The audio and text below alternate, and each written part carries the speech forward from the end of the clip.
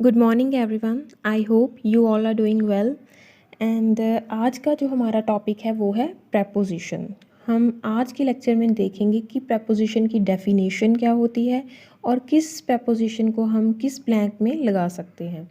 तो सबसे पहले अगर हम वेरी सिंपल वर्ड्स में समझना चाहें कि प्रेपोजिशन होते क्या हैं, प्रेपोजिशन का मतलब क्या होता है, तो हम कह सकते हैं कि प्रेपोजिशन कुछ ऐसे वर्ड्स होते हैं जो कि हमें एक सेंटेंस में किसके बारे में इंफॉर्मेशन देते हैं। ये देते हैं हमें information about the time and about place and about direction. तीन चीज़ों के बारे में ये हमें पर्टिकुलरली बताते हैं कि इस सेंटेंस में टाइम के बारे में, किसी प्लेस के बारे में और किसी डायरेक्शन के बारे में। इन चीज़ों के बारे में जो वर्ड्स भी हमें इंडिकेशन देने के लिए हम यूज़ करते हैं उन वर्ड्स को क्या बोलते हैं? प्रेपोजिशंस। क्या बोलते हैं? प्रेपोजिशंस। यहाँ पर कुछ है कि कुछ वर्ड्स होते हैं, अगर वो हमारे सेंटेंस में आ जाएं तो हम क्या करेंगे, उससे पहले और उसके बाद में कोई भी प्रेपोजिशन है जो वो यूज़ नहीं होता है। आई रिपीट अगेन कि ये कुछ वर्ड्स की लिस्ट है, अगर हमारे सेंटेंस में ये वर्ड हमें देखने को मिलते हैं तो इसके बाद कोई भी प्रेपोजिशन यूज़ नहीं होता है। ठीक है, तो ये वर्ड्स कौन से हैं? Obey, answer, attack, discuss, describe, despite, advice, resemble, told, ask, emphasis, join, signed, investigation, recommend. इन वर्ड्स के बाद हमें कभी भी सेंटेंस में प्रेपोजिशन यूज़ नहीं करना है, नो प्रेपोजिशन। फॉर एग्जांपल हम क्या देख सकते हैं कि जैसे कि ये सेंटेंस देखिए, he answered dash my questions quickly. इसके बाद आंसर हमें आ गया है, हमें पता है कि आंसर्ड हमारे सेंटेंस में आ जाए तो इसके बाद नो प्रेपोजिशन, कोई प्रेपोजिशन नहीं लगेगी। ठीक है, तो नो प्रपोजिशन यहाँ पे। नेक्स्ट सेंटेंस है despite dash his great efforts. तो डिस्पाइट के बाद भी कोई भी प्रपोजिशन नहीं आएगी। Then this book comprises dash 10 chapters.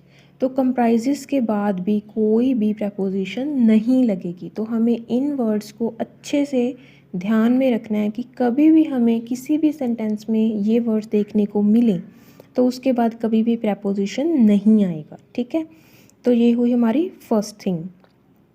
Then हम कुछ प्रेपोजिशन के बारे में देखेंगे, जैसे होते हैं प्रेपोजिशन ऑफ टाइम, जो कि हमें समय के बारे में बताते हैं। कौन कौन से प्रेपोजिशन हो सकते हैं? वो है at, in and on. For example अगर हम एट की बात करें, एट यूज़ होता है एग्जैक्ट टाइम के लिए। जब हमें पक्का टाइम पता हो, एग्जैक्ट टाइम पता हो, उस सिचुएशन में हम यूज़ करेंगे एट को। तो हम यूज़ कर सकते हैं एट नून, एट डान। डान क्या होता है? जो हमारा सुबह का अर्ली मॉर्निंग टाइम होता है उसे डान बोलते हैं। एंड एट मिडनाइट, जब हमें किसी पर्टिकुलर टाइम के बारे में एग्जैक्टली पता होता है तब हम यूज़ करते हैं preposition of time at. For example यहाँ पे एग्जाम्पल है, example number 1, I will arrive here dash 11 AM। मैं यहाँ पर पहुँच जाऊँगा कितने बजे? एग्जैक्ट 11 बजे।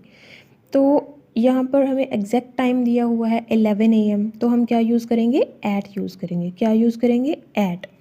Next example is the train will be came at 5 PM। Sorry, यहाँ पे एट हमने लगा दिया है 5 PM के साथ, तो यहाँ पर भी एग्जैक्ट टाइम था हमारे पास, तो हम एट यूज़ करेंगे। Then my brother meet me dash noon, at noon. Noon जो है हमारा आफ्टरनून, वो एक एग्जैक्ट टाइम है, पर्टिकुलर टाइम है, उसके साथ क्या लगाएंगे? एट। तो एट कहाँ कहाँ पे लगेगा? At noon, at dawn, at midnight और एग्जैक्ट टाइम हो, जैसे कोई 4 o'clock, 7 o'clock एक्सेट्रा। देन आ जाता है हमारा नेक्स्ट प्रपोजिशन ऑफ टाइम, ये है इन। इन कब लगाएंगे हम? इन होगा in the morning, in the afternoon, in the year, in month. इन सब चीज़ों के साथ लग सकता है, जैसे मॉर्निंग के साथ, आफ्टरनून के साथ, मंथ के साथ, ईयर के साथ। तो एग्जाम्पल देख लेते हैं। हमारी फर्स्ट एग्जाम्पल है, आई will get that car dash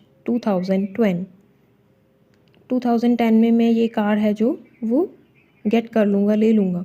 तो कब टाइम के बारे में बताया हुआ है, ईयर के बारे में बताया है, तो इन लगाएंगे हम यहाँ पे।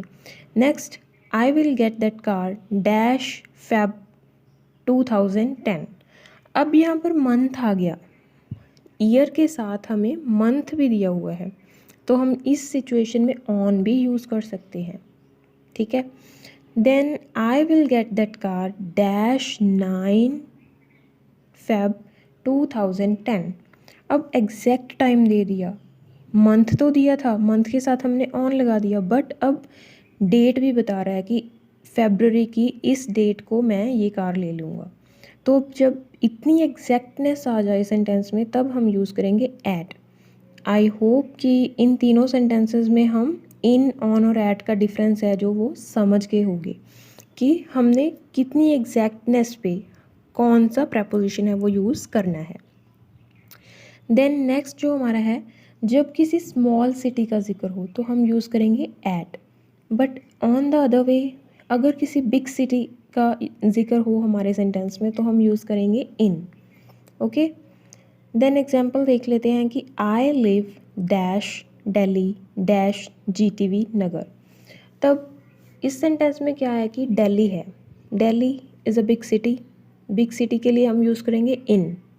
देन दिल्ली में कहाँ पर, जीटीपी नगर में एक छोटा सा टाउन है, तो उसमें हम क्या करेंगे, एक स्मॉल सिटी के बारे में बताया हुआ है, दिल्ली पूरा है, उसमें एक छोटी सा स्मॉल टाउन है या सिटी है, तो उसके लिए हम स्मॉल सिटी के लिए यूज़ करेंगे एट। देन नेक्स्ट है आई लिव डैश इंडिया, इंडिया एक बड़ा देश है, तो उसमें हम क्या यूज़ करेंगे इन, बट इंडिया में कहाँ पर, डैश हरियाणा, हरियाणा में एट हरियाणा। तो इंडिया जो है हमारा एक लार्जर यूनिट है और उसमें एक सब यूनिट, छोटा यूनिट है जो है वो हरियाणा है, तो हरियाणा के लिए हम यूज़ करेंगे at. Then next example is I live dash Haryana dash Panipat. अब यहाँ पर क्या है कि हरियाणा है, एक बड़ा यूनिट हरियाणा है, तो उसमें हम यूज़ करेंगे इन, बट हरियाणा का एक पार्ट है पानीपत, तो पानीपत के लिए हम यूज़ करेंगे एट, क्योंकि ये एक सब पार्ट है, छोटा पार्ट है, तो इसलिए हम यूज़ करेंगे एट। आई होप इन और एट का डिफरेंस हम इन सेंटेंसेस में समझ गए होंगे। देन आ जाता है हमारा एक नेक्स्ट